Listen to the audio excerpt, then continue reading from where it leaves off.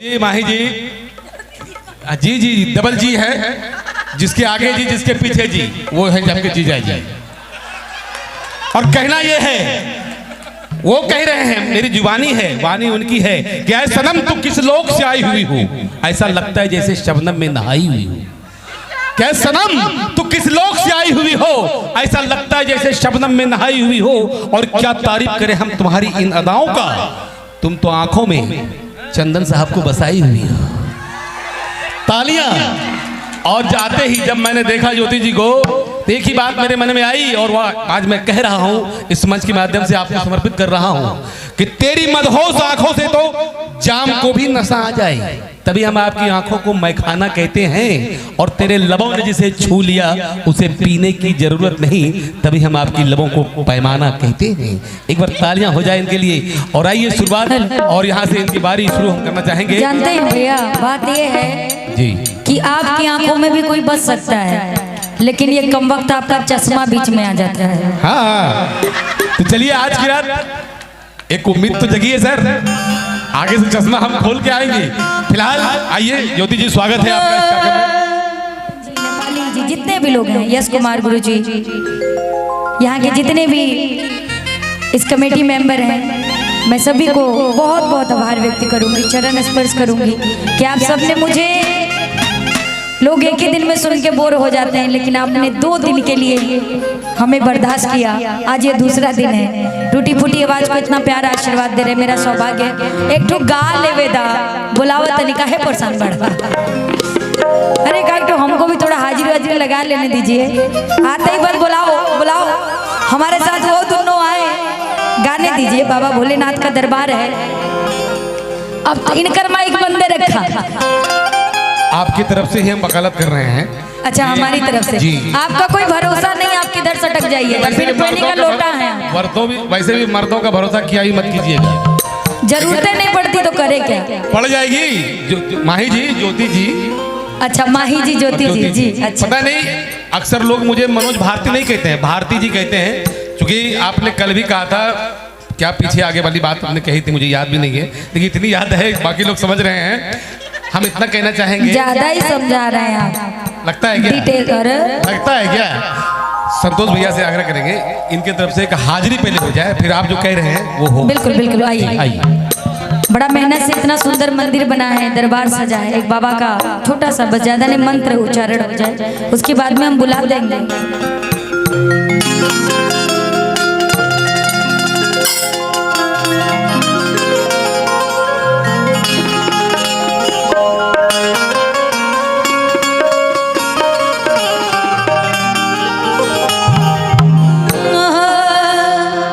बोले शंकर भगवान की,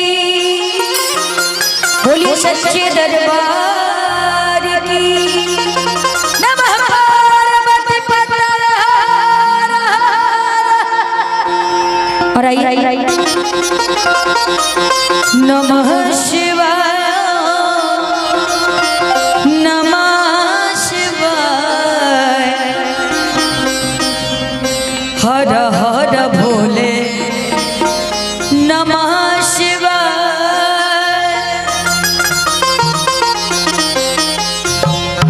नमः शिवाय, नमः शिवाय,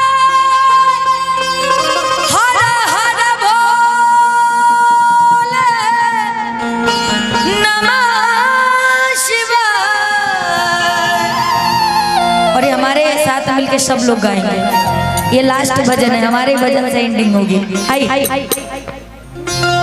नमः शिवाय, नमः शिवाय, हर हर भोले, नमः शिवाय, नमः शिवाय, नमः शिवाय, हर हर भोले, नमः शिवाय, नमः शिवाय, नमः शिवाय, हर हर भोले, नमः शिवाय, नमः शिवाय, नमः शिवाय, हर हर भोले।